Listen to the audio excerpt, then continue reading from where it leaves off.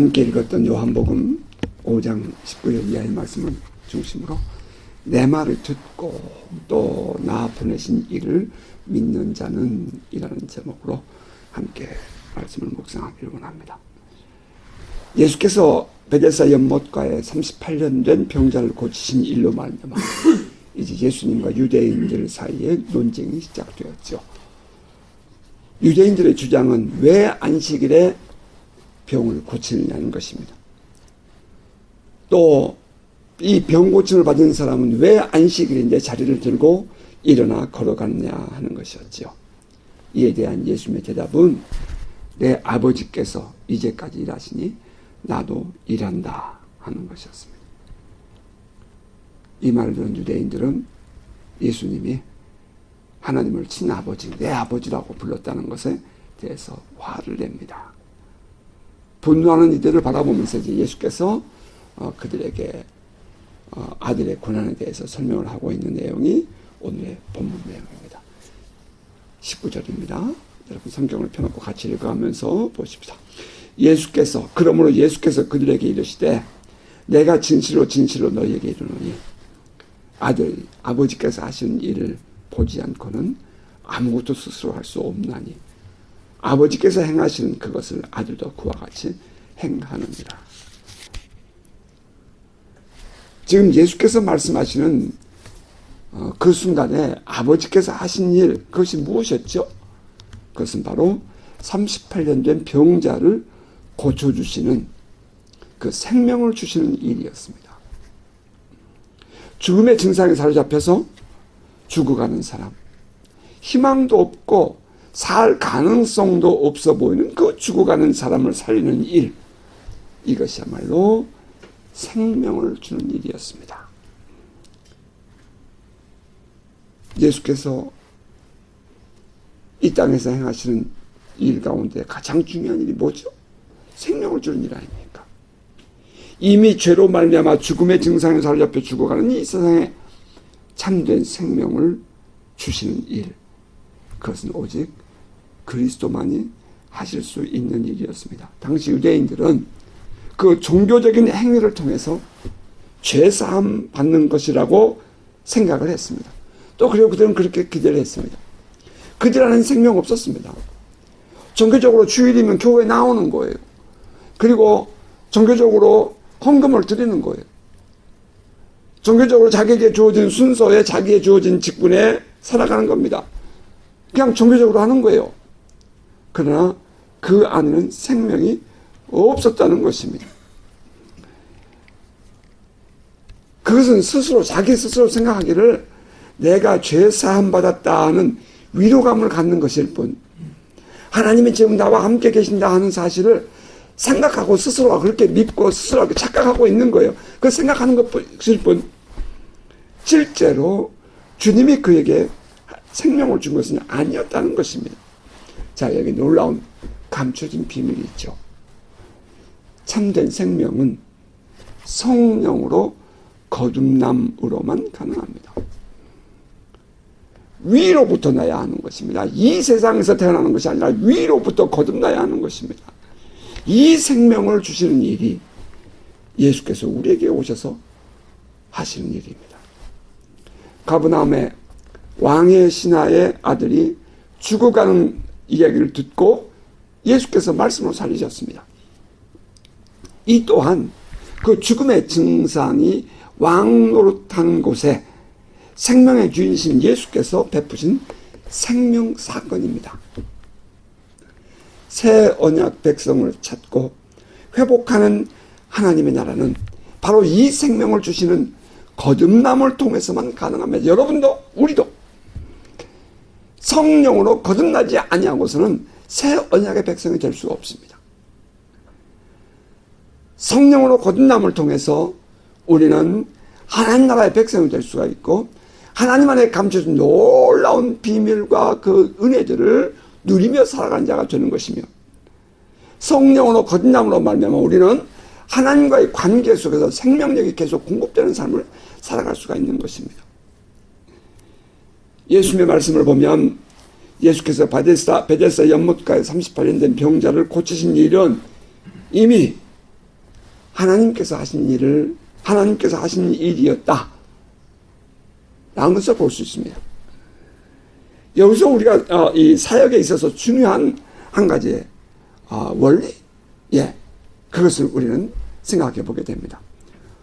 오늘 본문에 그랬죠. 예수께서 말씀하시기를 아버지께서 하신 일을 보지 않고는 아무것도 나 스스로 할 수 없다. 아버지께서 행하신 그것을 아주도 그와 같이 행하느니라.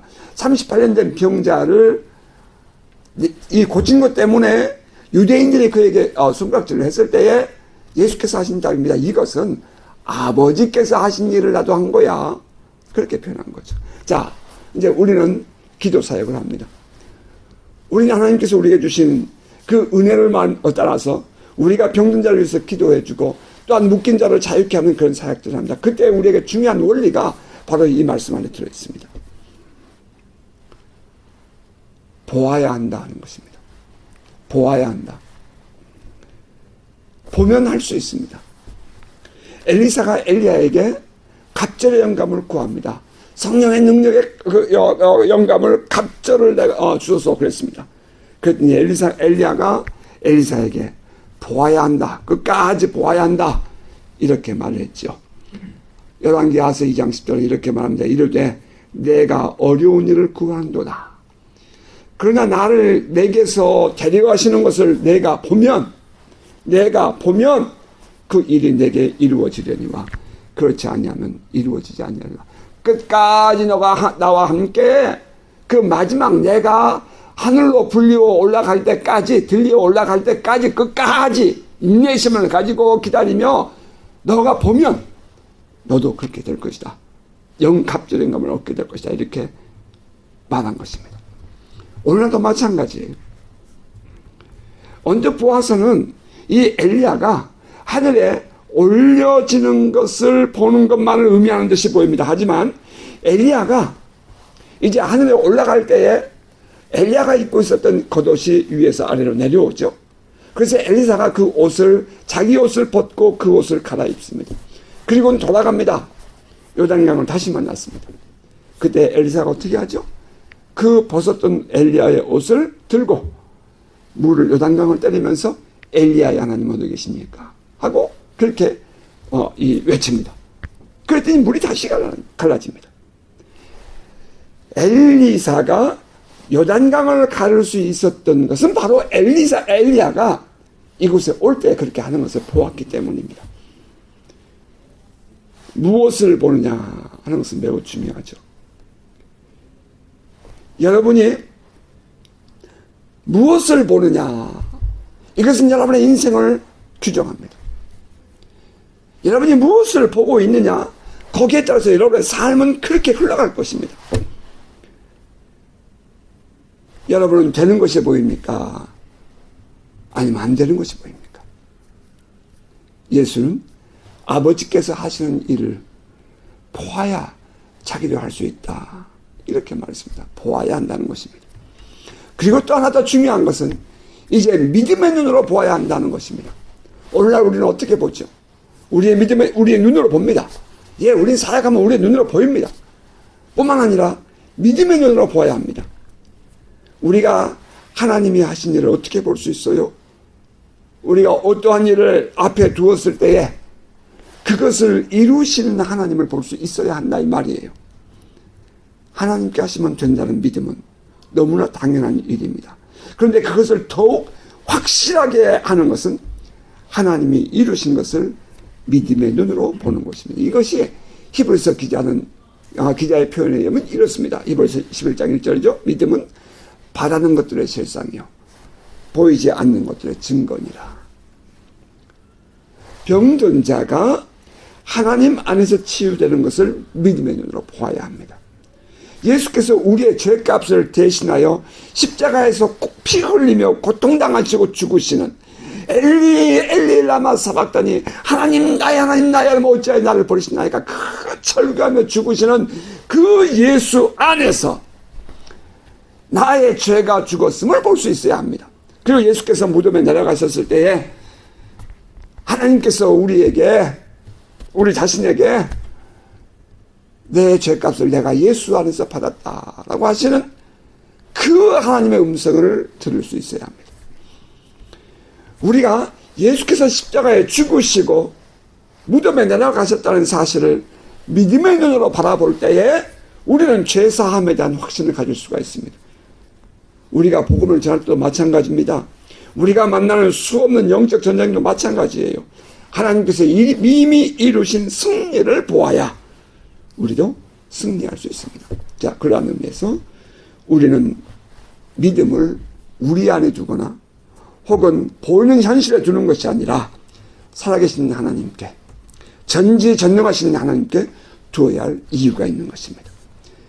여러분이 보이는 현상 속에서, 현실 속에서 입으로는 믿습니다. 하나님이 하실 줄 믿습니다. 그래서 실제로 여러분 마음 정직하게 생각해 보세요. 여러분이 여러분 자신을 믿는 것이고 보이는 현실을 믿는 것이지 진짜 하나님이 하실 것을 믿는 것입니까? 말은 하나님이 하실 것을 믿는다고 말합니다. 그래 정직하게 보셔야 돼요. 그 일이 하나님 안에서 정말 이루어진 것을 보았느냐 하는 것입니다. 우리의 질병도 마찬가지입니다. 질병 치유도 마찬가지입니다. 우리의 삶의 문제를 해결하는 것도 마찬가지입니다. 우리의 믿음이 어디에 있느냐? 여러분 자신에게 있고 여러분 지식에 있고 여러분의 경험에 있고 여러분의 마음에 있고 여러분의 생각에 있다면 여러분 반드시 실패하고 넘어질 것입니다. 그건 조금도 의심할 이유가 없어요. 머지않아 답 나옵니다. 예수님은 이렇게 말씀하셨습니다. 내가 진실로 너희에게 이르노니 아들이 아버지께서 하신 일을 보지 않고는 아무것도 스스로 할 수 없나니 아버지께서 행하시는 그것을 아들도 그와 같이 행하느니라. 또 이어서 예수님은 이렇게 말씀하십니다. 아버지께서 아들을 사랑하사 자기가 행하시는 것을 다 아들에게 보이시고 또 그보다 더 큰 일을 보이사 너희로 놀랍게 여기게 하시리라. 예수는 아버지 하나님께서 아들을 사랑하신 그 사랑이 예수로 하여금 참 아들 되게 하셨다라고 표현한 것입니다. 아빠가 아들을 사랑하는 그 사랑이 그 아들로 하여금 진정한 아버지의 아들 되게 한다 이 말입니다. 아빠가 그 아들에게 당신의 모든 것을 다 가르쳐주고 보여줄 때에 비로소 그 아들이 아빠의 아들 되는 겁니다. 이것은 이제 과거에 고대에 있었던 길드 제도, 아버지가 가지고 있는 그 직업을 예를 들어서 도자기를 만드는 이 도공이라면 그 직업을 모든 기술을 세세하게 가르쳐준 사람 딱 한 사람입니다. 아버지가 아들이에요. 그게 고대로부터 내려오는 길드 제도입니다. 지금 예수께서는 그것을 두고 하신 말씀일 수도 있죠. 아버지가 아들을 사랑하지 아니한다면 그 아들은 그 아버지와의 관계가 정상적이지 않습니다. 지금 예수께서 그 유대인들에게 말하는 거예요. 아버지가 아들을 사랑하셔서 자기가 행하는 모든 일을 보이시고 그보다 더 큰 일을 보이셔서 너희로 놀랍게 여기게 하십니다. 아버지께서는 자기가 행하시는 모든 것을 아들에게 보여주셨습니다. 아들은 그 본대로 하나님 나라 사역을 이 세상에 드러내었습니다. 그 중에 하나가 베데스다 연못가에 38년 된 병자를 고치신 것이었고 가버나움의 왕의 신하에 죽어가는 아들을 살리신 것이었습니다. 예수님은 이렇게 말하죠. 아버지께서 죽은 자들을 일으켜 살리심 같이 아들도 자기가 원하는 자들을 살리느니라. 일반적인 대부분의 사람들은 여기 하나님이 죽은 자를 살리셨다 하는 말은 거기서 이 죽은 자라는 것은 영적으로 죽은 자라고 이렇게 말을 하는 것을 많이 볼 수 있습니다. 그것도 일리는 있어요. 영적으로 죽었다. 그러나 저는 여기서 의문을 가져봅니다. 그렇다면 하나님이 일으켜 살리신 자들은 죽은 자들, 영적으로만 살렸냐 이 말입니다. 저는 여기서 지난 주일에 함께 나누었던 그 아담의 타락으로 말미암아 세상으로 쫓겨난 사람들, 세상에서 원수 마귀의 종이 되어 살아가는 사람들, 사탄에게 종되어서 노예가 되어 살아가는 사람들, 이 하나님 나라 밖에 생명이 없는 자들을 향한 말씀이라고 저는 이해하고 싶습니다. 죽었다. 너희는 죽은 자들이다. 하나님의 생명에서 끊어진 자들이다. 너희가 좀 살았다 하지만, 너희가 좀 숨쉬고 뭐 잘 된다고 착각하지만 너희는 죽은 자들이라는 것입니다. 꽃이 아무리 화려하게 피어 있어도 심지가, 뿌리가 잘려있는 나무는, 꽃나무는 죽게 되어 있습니다. 그러나 마른 나무처럼 죽었다고 생각하는 그 나무도 살아있으면 다시 살아나는 것입니다. 살았다 하나 생명이 없는 자들, 물론 그 죽음의 증상들의 사로옆에서 죽음을 향해 달려가는 사람들입니다. 그들에게 하나님이 생명을 주십니다. 그리고 그들을 이렇게 세웠습니다. 그 일은 아담이 에덴 동산에서 쫓겨난 이후 계속된 하나님의 새로운 창조 사역입니다. 새 언약 백성을 일으킴, 다시 하나님 나라를 회복하고 세우실 그 백성들을 일으킴, 이것은 쉼없이 계속되는 하나님 아버지의 사역이었습니다. 아버지께서 죽은 자들을 일으켜 살리심 같이 아들도 자기가 원하는 자들을 살리느니라. 자, 이 말은 그냥 단순히 영적으로 죽는 것만 의미하는 게 아니죠. 지금 베데스다 연못가에 38년 된 병자도 포함되고, 또 가버나움의 왕의 신하에 죽어가는 아들도 포함된다, 이 말입니다. 자, 이제 그 다음 절입니다. 22절, 23절. 아버지께서 아무도 심판하지 아니하시고 심판을 다 아들에게 맡기셨으니 이는 모든 사람으로 아버지를 공경하는 것 같이 아들을 공경하게 하려 하십니다. 아들을 공경하지 아니하는 자는 그를 보내신 아버지도 공경하지 아니하느니라. 자, 이 말씀은 우리로 하여금 요한복음 3장 16절 이하의 말씀으로 돌아가게 하죠. 하나님이 세상을 이처럼 사랑하사 독생자를 주었으니 이는 그를 믿는 자마다 멸망하지 않고 영생을 얻게 하려 하심이라. 하나님이 그 아들을 세상에 보내신 것은 세상을 심판하려 하심이 아니요 그로 말미암아 세상이 구원을 받게 하려 하심이라. 그를 믿는 자는 심판을 받지 아니하는 것이요 믿지 아니하는 자는 하나님의 독생자의 이름을 믿지 아니하므로 벌써 심판을 받은 것입니다. 이미 심판은 세상에 내려져 있습니다. 모든 사람이 죄를 범하였으므로 하나님 나라에 이르지 못합니다. 예외가 없습니다. 저도 여러분도 예외가 없습니다. 그들은 그냥 두면 지옥에 갈 겁니다.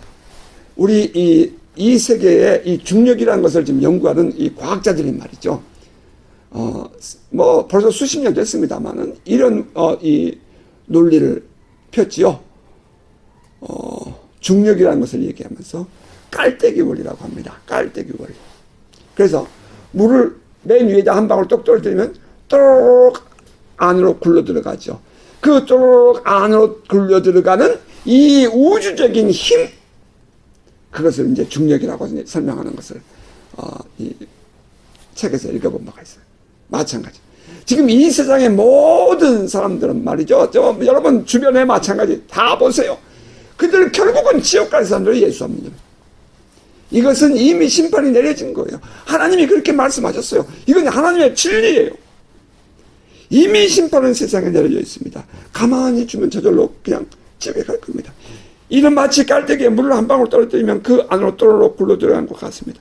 이 세상 모든 사람들은 예외 없이 가만히 두면 세상에서 원수의 종로를 하다가 돈의 노예가 되든지 명예의 노예가 되든지 세상에 자기 자신의 노예가 되든지 뭐든지 하여간 그 중독의 이 노예가 되든지 뭐든지 어떤 것에 의해서 그렇게 끌려 살다가 결국에는 평생을 그렇게 살다가 지옥 가는 거예요. 주님은 구태여 이 세상 사람들을 향해서 저주하거나 심판하지 않습니다. 심판할 필요가 없죠. 하나님이 저주하실 이유가 없어요. 그냥 두면 그대로 가는 거니까. 우리는 이것을 신학적으로 유기 혹은 내버려둠이라고 말합니다.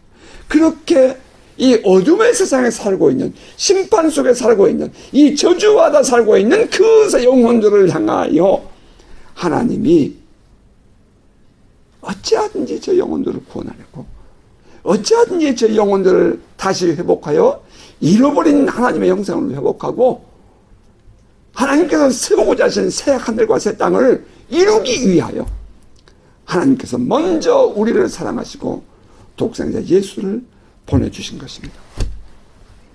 죽어가는 영혼들, 지옥을 향해 내려가는 영혼들에게 구원의 기회를 주기 위하여 하나님의 아들을 이 세상에 보내줬습니다.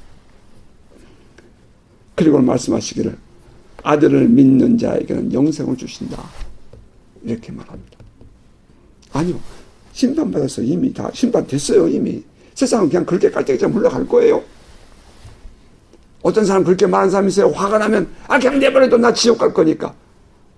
지옥이 뭔지 아세요, 여러분?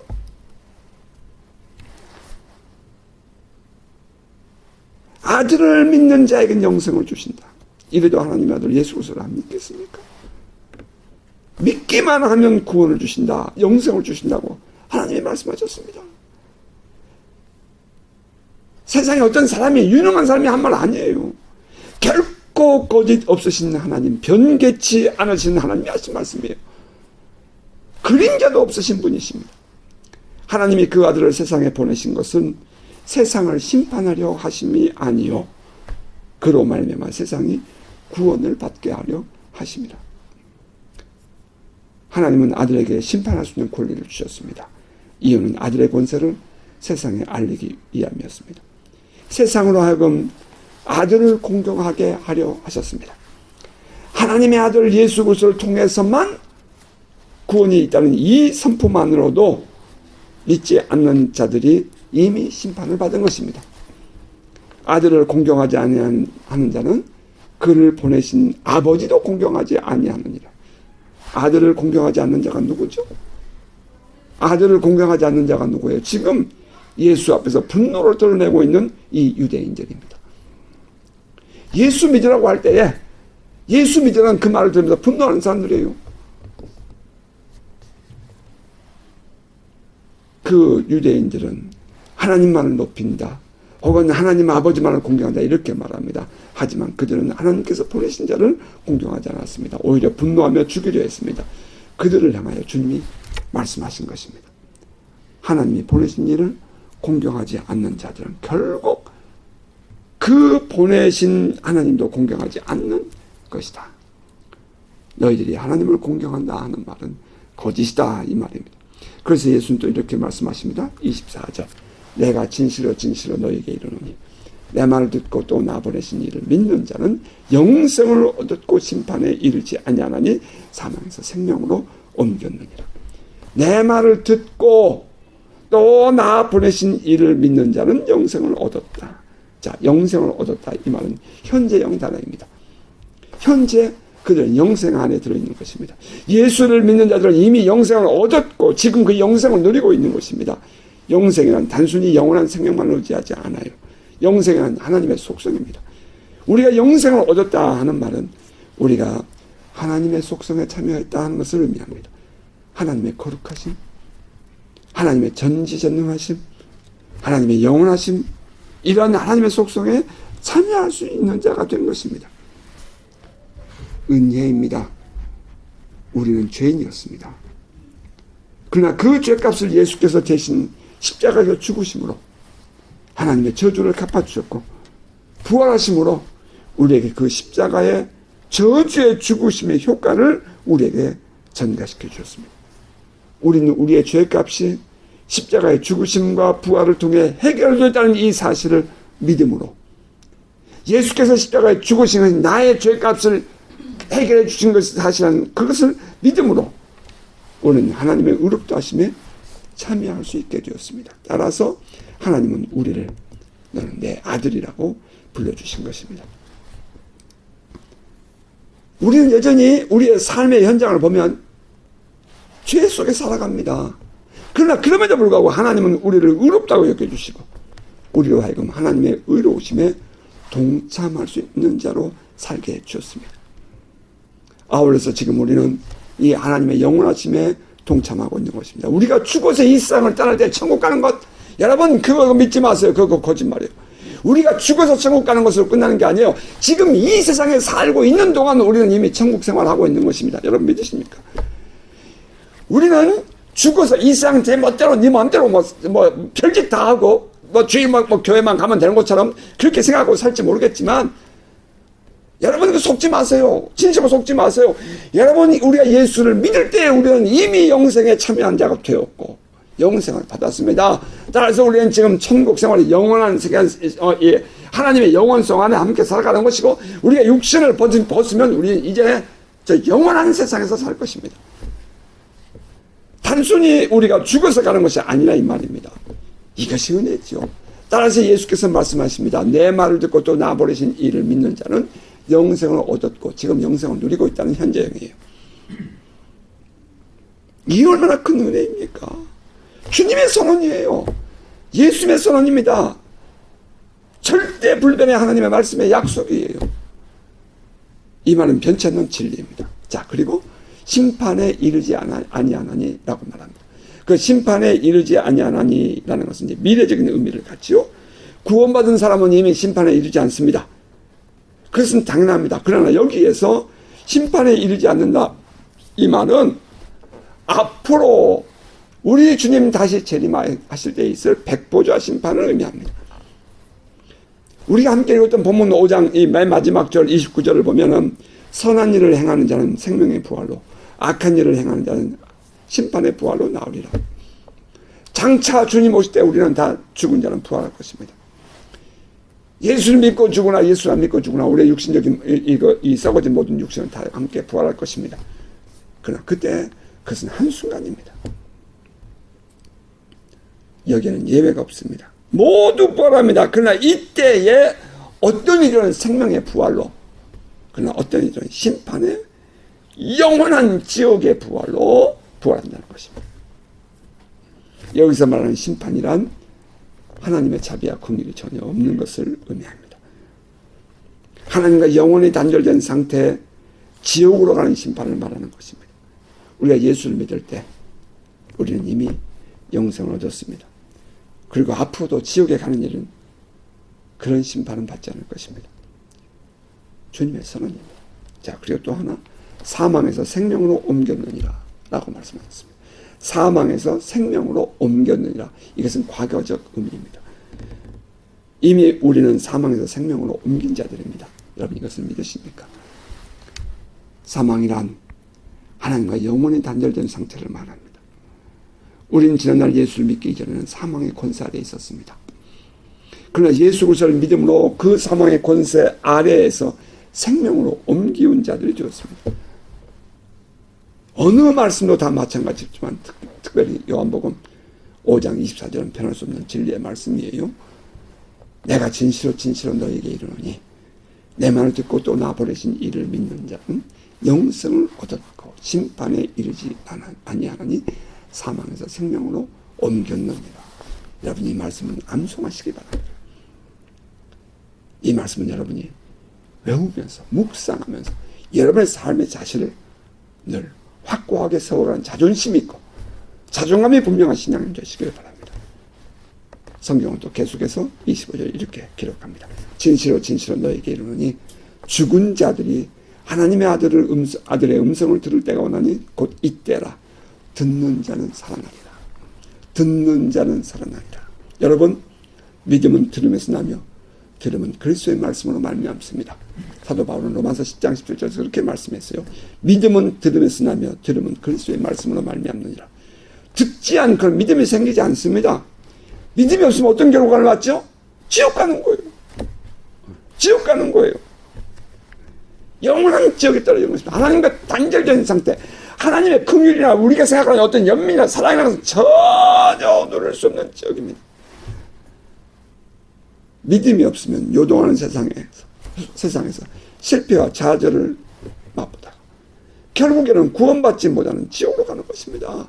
또르르 굴러서 빠지는 거예요. 그냥 여러분 들어야 합니다. 믿음은 들으면서 나는 거예요. 들어야 돼요. 믿음은 들으면서 나며 들으면 그리스도의 말씀으로 말미암는다. 예수님 이렇게 말씀하셨습니다. 듣는 자는 살아나리라. 아멘입니까?